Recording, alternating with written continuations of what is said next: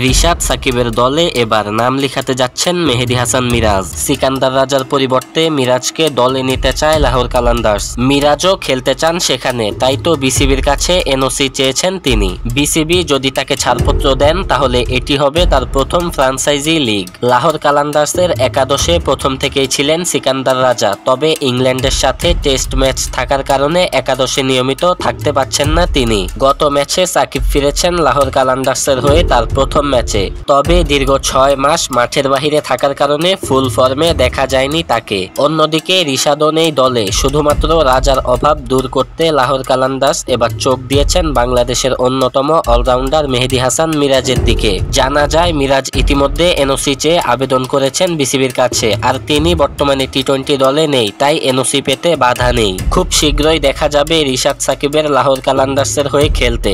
আগামী 22 মে মাঠে নামবে লাহোর কালান্দার্স। সেই ম্যাচে রিশাদ না থাকলেও দেখা যেতে পারে বাংলাদেশের শীর্ষ 2 অলরাউন্ডারকে।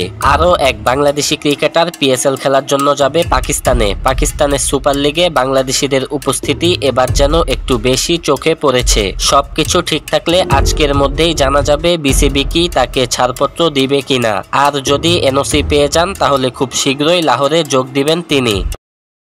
ভিডিওটি ভালো লাগলে এখনই আমাদের চ্যানেলটি সাবস্ক্রাইব করুন এবং পাশে থাকা বেল আইকনটি বাজিয়ে দিন এবং কমেন্ট সেকশনে জানিয়ে দিন আপনার গুরুত্বপূর্ণ মতামত।